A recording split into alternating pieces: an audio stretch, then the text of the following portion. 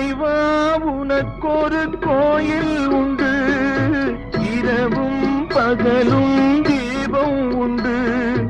இறைவா உனக்கொரு கோயில் உண்டு, இரவும் பகலும் தீபம் உண்டு. எனக்கென இருப்பது ஒரு விளக்கு, இதனுடன் தானா உன் வழக்கு.